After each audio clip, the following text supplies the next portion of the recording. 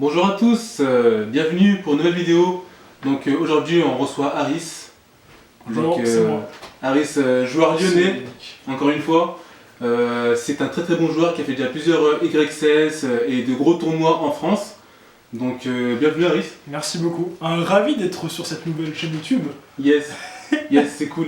Du coup Harris, aujourd'hui on va parler de ton deck, de ton fameux deck. Mon deck de prédilection, on va dire. C'est ça. Et du coup, je te propose qu'on aille directement dans le vif du sujet et que tu nous parles de ton deck. Donc déjà, pour commencer, première question, quel deck tu joues?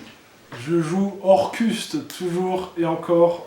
Mon deck, le deck que je préfère jouer tout simplement. Un deck qui m'a suivi un bon bout de temps et qui m'a pas beaucoup déçu en tout cas. Ok. Du coup, première question très simple, hein. Pourquoi? Orcust en fait c'est le premier deck méta que j'ai joué tout simplement parce que alors à l'époque les nouveaux joueurs se disent souvent je vais pas jouer méta parce que tout le monde joue ce genre de deck. Puis finalement un jour je me suis lancé, je me suis dit vas-y je vais jouer un deck méta. Orcust venait de sortir avec notamment Dingirsu et Mermail Nightmare et j'ai tout de suite kiffé, ça joue avec le cimetière, ça joue avec le bannissement, ça va de partout. À l'époque en plus c'était beaucoup plus explosif qu'aujourd'hui, genre voilà évidemment hein, une seule carte ça faisait Mermail et tout. Et voilà, et c'est avec ce deck là que j'ai découvert aussi que même en jouant méta, on pouvait rentrer nos petites techs personnelles dans un deck et avoir finalement une personnalité même dans un deck méta quoi. Donc ouais c'est un deck et en plus qui a eu du support au fil du temps, des loops yes. qui ont été créés etc. Mais moi j'ai eu l'occasion de créer quelques loops. Yes. Donc c'est un deck ultra stylé et en vrai il m'a jamais déçu. En plus tu parlais de support, l'un des nouvelles cartes qui est venu étoffer tout ça. Hein, exactement, le Girsu. Alors, étoffé, je dirais plus. Voilà. Ils ont mis un pansement sur une plaie béante en fait. Ah, c'est une plaie béante, tu penses? Je vais en parler plus tard, je pense, en fil des questions. La plaie, de toute façon, elle a touché tous les decks de la méta. Hein. Mais en vrai, j'avoue qu'Orcus a été plus ou moins le moins touché. Genre, nous on reste jouable, tu vois. C'est vrai, c'est vrai.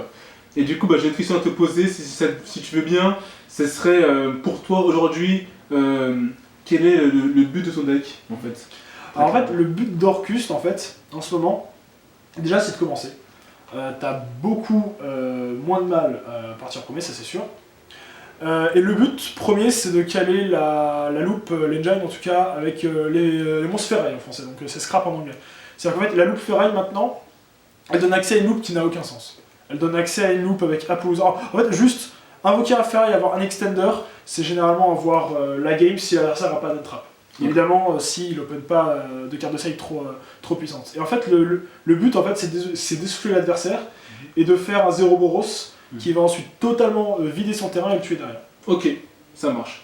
Et du coup, moi j'ai une question que j'aime poser un peu à ceux qu'on va recevoir et ceux qu'on va recevoir plus tard, et ceux même que mes amis que je vois souvent. C'est vraiment quelles sont les opportunités de ton deck? À quel endroit il peut encore progresser? À quel endroit vraiment il peut encore devenir plus fort? Alors du coup, c'est un problème justement en ce moment du deck Orcus, c'est qu'en fait le deck Orcus c'est un deck qui est plutôt, on va dire un peu vieux du coup, enfin, je veux dire ça fait bien 1 an et demi, 2 ans qu'en tournoi on le voit fréquemment.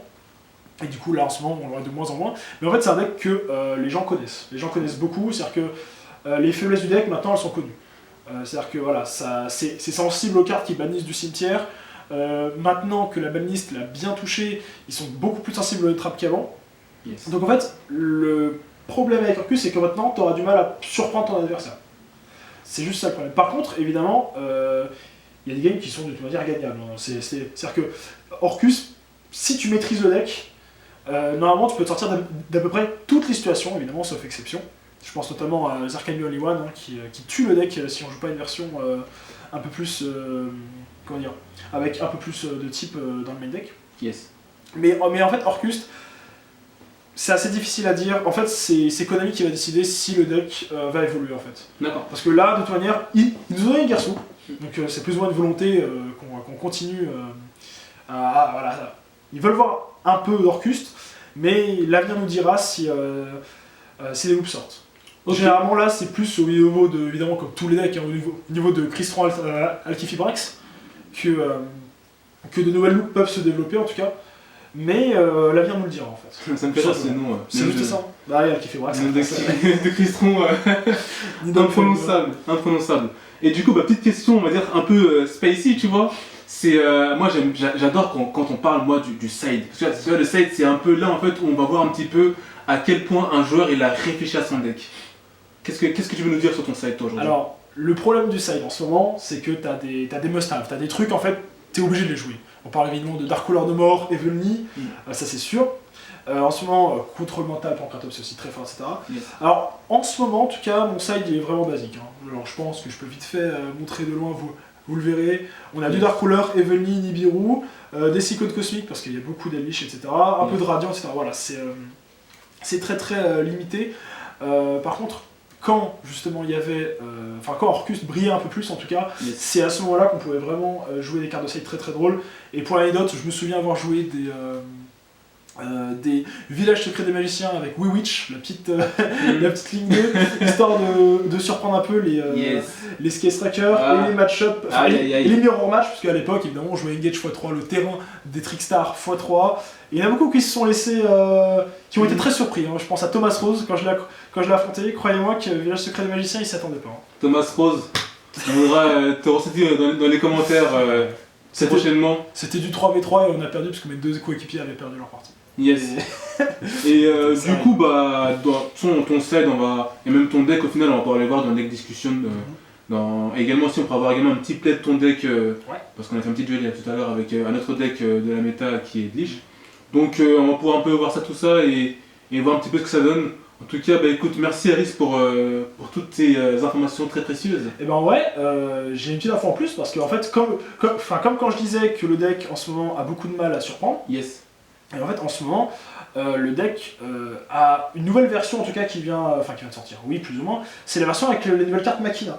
Parce qu'en fait, dans les nouvelles cartes Machina, donc c'est du support pour les monstres machine terre, et vu que l'engine, évidemment, comme je l'ai dit tout à l'heure, la plus jouée avec Orcus, c'est l'engine Ferraille, justement. Yes.